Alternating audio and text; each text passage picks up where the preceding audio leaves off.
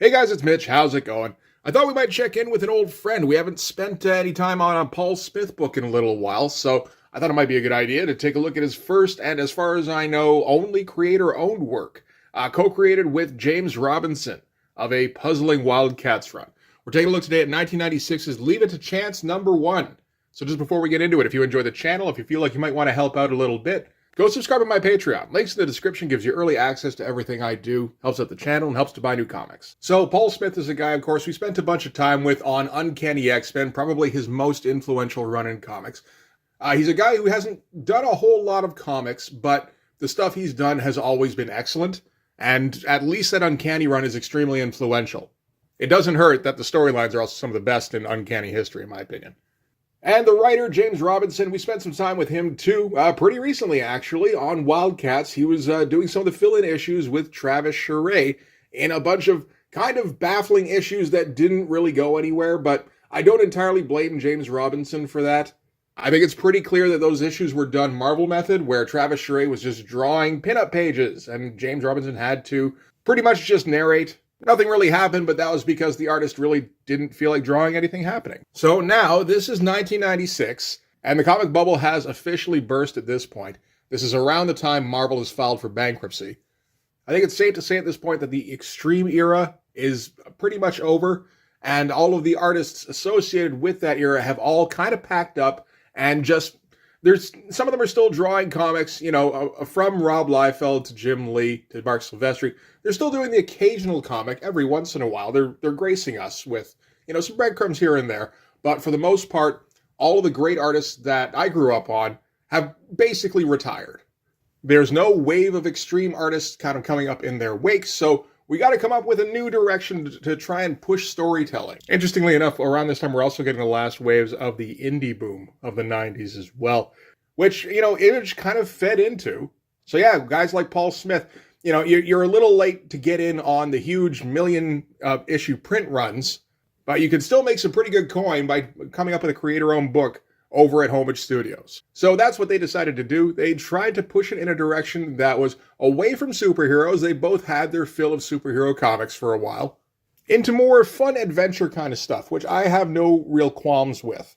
And this is a book that kind of garnered a little bit of attention. It did win an Eisner and an Eagle for Best New Series, as well as an Eisner for Best Title for Younger Readers, which I wasn't aware was a thing, but yeah, no, this absolutely fits into it. So why don't we get into it? We can start with the cover. That's a pretty good one. You can tell off the bat, this isn't going to be a typical 1996 comic. You know, in 96, we're still pretty mired in the CG explosion.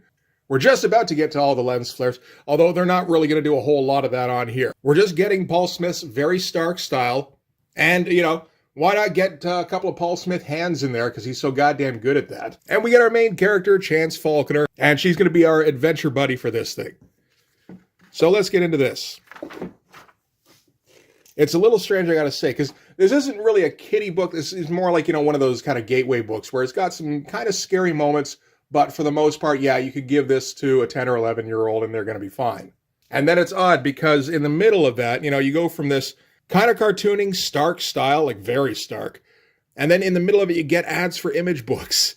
I mean, this ad doesn't look too bad, really, but it just doesn't fit at all with the context. So we're starting out here in the town of Devil's Echo. This is in a world where fantasy elements are everyday. They're commonplace.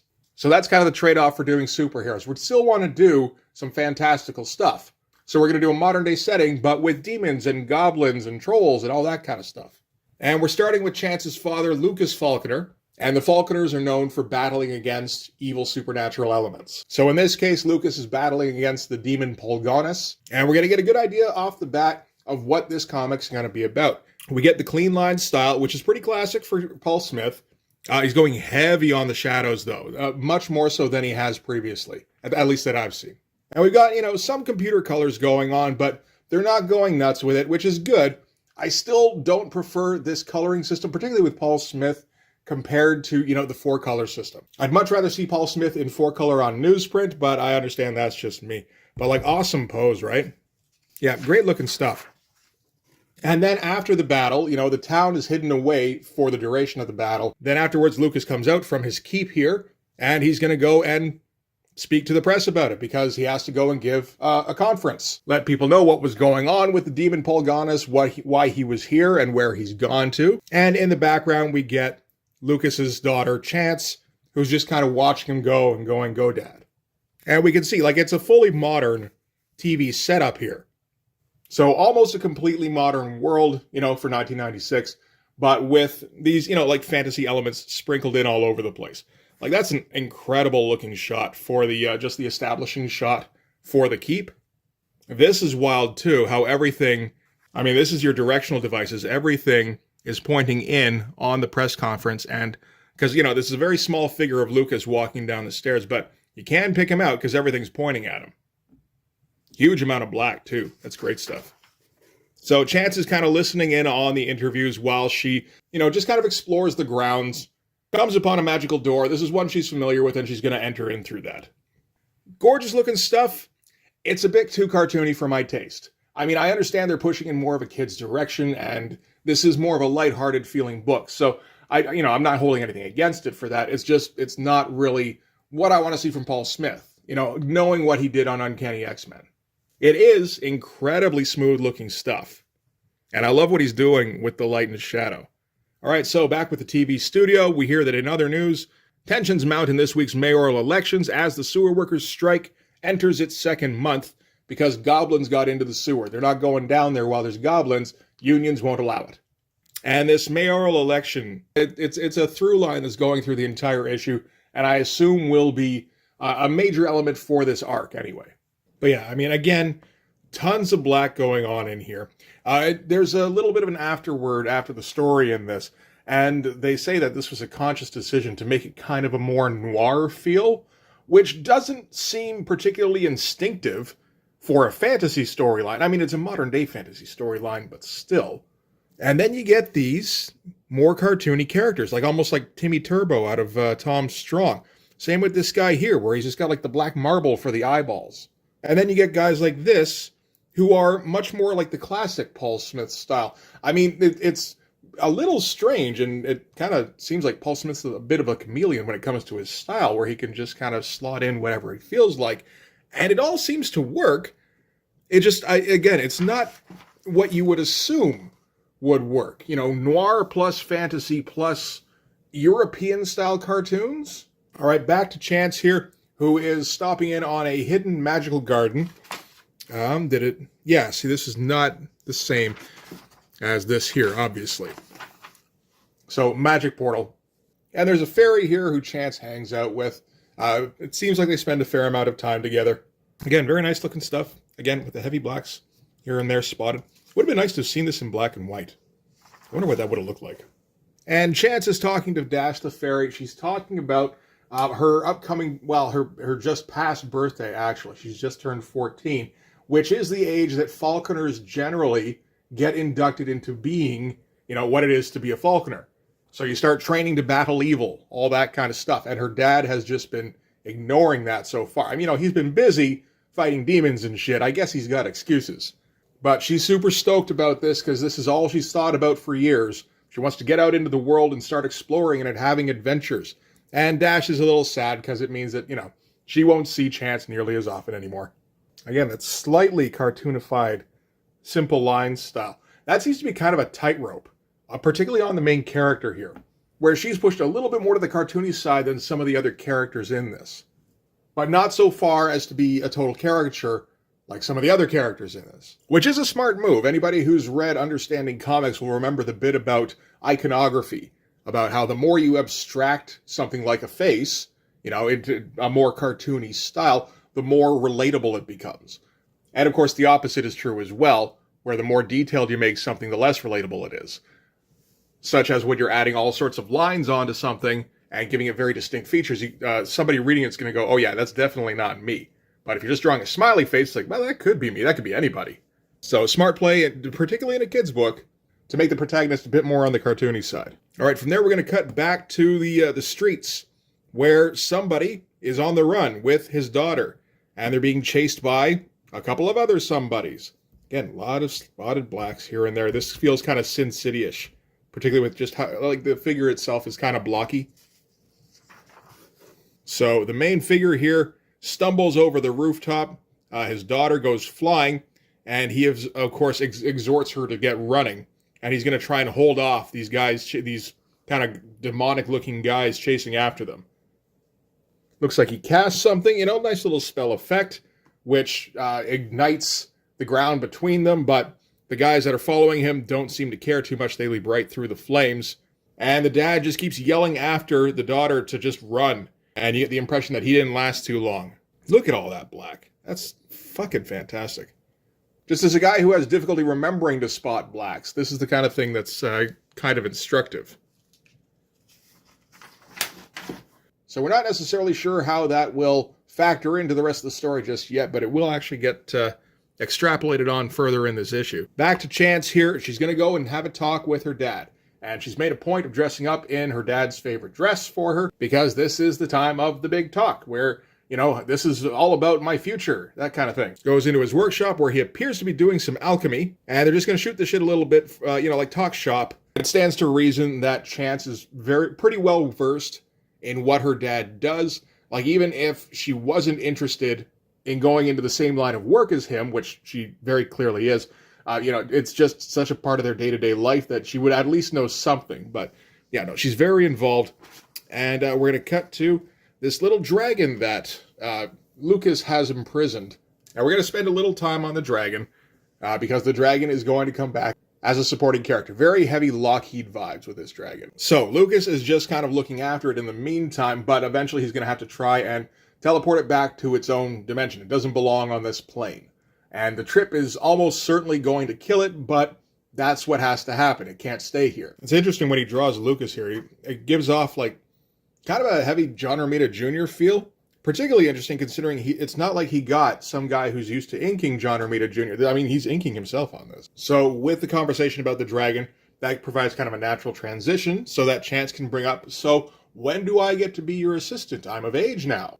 And Lucas shuts her down immediately, being like, where did you even get that idea from? Chance is like, that's the rule. That's always been the rule. It's father to child at this age. She's like, no, it's not father to child. It's father to son. So we get a little bit of that you can't do it, you're a girl kind of stuff, which again, not the worst thing for a kid's book. And we find out the reason that he refuses to allow Chance to follow in his footsteps is because his wife, her mother, used to also do what Lucas does. She doesn't do it anymore because she's dead now. And Lucas isn't going to risk his only daughter in this extremely dangerous line of work, even if it is what he's devoted himself to, and he knows it's necessary work. He's just like, no, you can just grow up, have kids, have a son. I'll teach that son how to be a falconer, then the line can continue. And they're interrupted by the family butler. Again, super cartoony. Anyway, the chief of police is here to talk to Lucas. Lucas is going to go. He's like, okay, look after the dragon while I'm gone. Just, put a sheet over the box. It'll be fine. And we won't talk about this any further. So he takes off.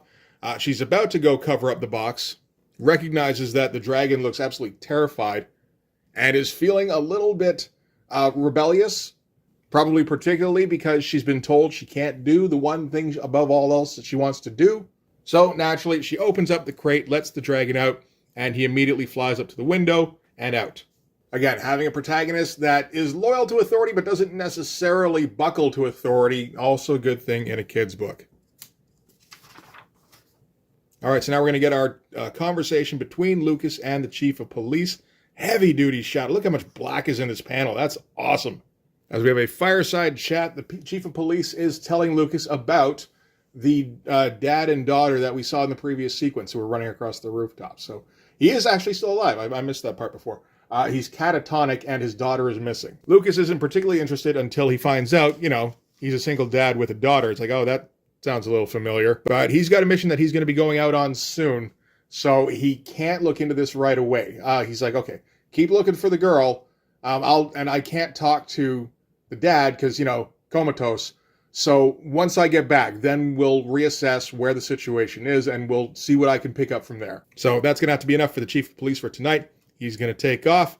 Chance, of course, is sitting right outside the room here, just praying that she's going to get a chance to do some investigation on this shit behind her dad's back. And once the chief takes off, we don't even need really a conversation. We just, okay, obviously we know they're going to start talking. We're going to fade out. And then we just get a loud yelled, "You did what?" about the dragon here. Pretty fun stuff. Then we're going to cut back to, this is the mayor. This is the guy who has been campaigning for mayor. And yeah, again, we're going to follow up with that storyline. A little bit confusing layout because, he did what he could to try and mitigate it by separating this side from this side. But I had a tendency to just go, okay, read here, read here, read here, read here. And that's not how you're supposed to do it. You're supposed to read down and then down. We're trying to do parallels. But the sitting mayor is being made aware of what's going on with the comatose shaman. Meanwhile, the guy who's campaigning, you get the impression he had something to do with the shaman's state being comatose. And now we're going to cut to Chance, who is sitting in with Hobbs, the family butler. And you get the impression this is something that happens very often. Both Hobbs and his wife are of the super cartoony variety. Chance, of course, not so much. Nobody says anything. Yeah, that would be awkward. Why you got so many lines on your face, kid? Don't you know we don't do that around here? But Chance is just having a discussion about asking Hobbs whether he feels he's ever been underestimated. So we're going to get a little story from Hobbs about when he was in the army. And him and his platoon were barricaded inside of a church. He was the only one who was uninjured. His commanding officer told him to go out and surrender to the enemy troops. And Hobbs told the commander that he could hold the front door of the church until reinforcements arrived. And the commanding officer never got a chance to order him not to do that because he passed out at that point. So naturally, he held the church. Reinforcements arrived. Everything turned out for the best. And all because he didn't follow orders. This is an interestingly little bit subversive kind of book. Yes, listen to your dad, listen to your commanding officer, but only when they're making sense. All right, back to Chance, and Chance has decided to take Hobbs's sort of subtle encouragement to go off on her own to heart. She's driving out in her tiny little car here. I mean, why not? It's a little fantasy world. I guess she can have a little go-kart she scoots around in. But she's going to where that shaman, Raven, was staying last, and she's going to just, investigate that shit. Finds the room that he was staying in, finds a body looking an awful lot like one of the guys that was chasing him across the roofs. And she's like, shit, man, I found something. I got to find clues now, I guess. I have no idea what to look for, which is kind of a fun moment, but it's kind of a moot point. As behind her, more of those goons show up. And they've got Raven's daughter, Maya, with them. So at least we found out where she is. Great looking shot where she flashes the flashlight on them. It doesn't take much to get that high contrast flashlight in your face look where you just, do a little band of a shadow behind everybody, but it looks fantastic. So Chance knows that she can't stick around or, otherwise this thing will never get solved and she's going to be in whatever situation Maya is going to be in, the daughter. So she bolts for the window and the demon guys go chasing after her, crashes right through it. Great stuff. Manages to grab a clothesline before anybody can snag her and zips down into the alleyway. This is some fun, fast-paced action stuff. We haven't really gotten any action in this thing up until now, I guess. We got the demon guys trying to swing down after her, but, they're too heavy for the clothesline, so they're going to break it. One of them's going to fall straight down into the alley. Meanwhile, Chance is leaping over fences. They keep running after her. They try to do the same thing. They just bust the fence under them. They're just, smashing everything, falling all over the place. Fun stuff. And naturally what happens is Chance runs down the wrong side alley and ends up in a dead end with the demon guys right behind her. And that's where that issue ends. The demon guys haven't intimated in any way that they're going to even really hurt her. And there's no indication that Maya has been hurt. So if they do capture her, I don't think she's in immediate danger, probably. This doesn't feel like that kind of book. At least not at this point. But, obviously, she's going to want to try and avoid that if she can. And here's our missive, mostly from James Robinson and I think from the editor, Jonathan Peterson. Yeah, that's the name. Okay. Editors like to get in on these, eh? Oh, and the Gen 13 trading cards are coming out. They're a little less obvious about who's drawing them anymore, but some interesting names. Dave Cockrum. Terry Dodson, still kind of starting out at this time, of course. Cully Hamner, Adam Hughes, Jay Lee, Jim Lee. Yeah, there's some good ones. Jason Pearson. Tom Rainey. I always like Tom Rainey. He's not always good, but I do always like him. Billy Tucci, Adam Warren. Yeah, there's a good bunch of there. Aaron Weisenfeld.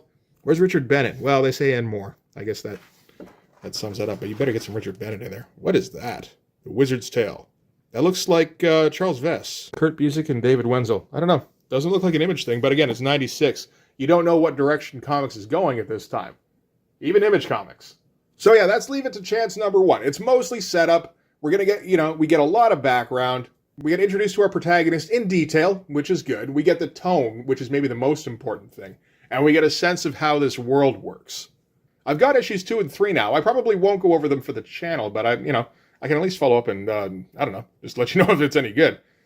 It seems like it is. And the Harveys and the Eisners certainly seem to think so. But yeah, as far as setting things up, I think that's a pretty good start. It's interesting because, I don't know, as somebody who tried, to set up a comic book world, I kind of wondered what the approach would be on something like this. I feel like there's a bunch of different ways you can go. You can either just, spitball it, where you're making it up as you go, which of course is the least advised. You have like a basic concept and no real idea of where to push it. Or you can have a very clear concept, A to B all the way down to Z. Not Z, not in Canada, friend.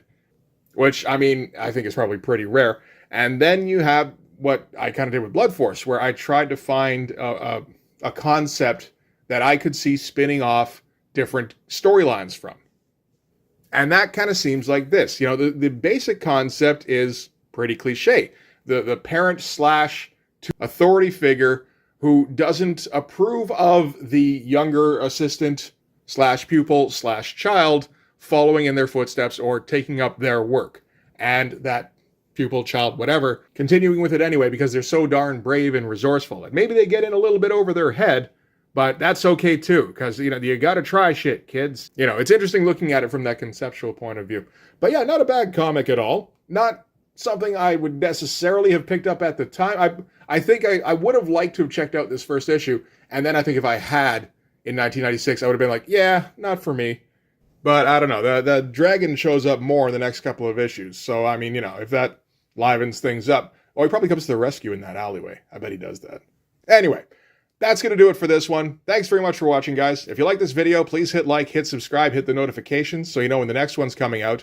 Go over and subscribe on my Patreon. Gives you early access to everything I do, from the Blood Force stuff to the YouTube videos before they get uploaded to YouTube, as well as some Patreon exclusive content. You can also follow me on Instagram and DM me there for commissions. And you can join the Blood Force Discord server. Yep, that's going to do it. Thanks again for watching, guys. I'll see you in the next one. Bye-bye.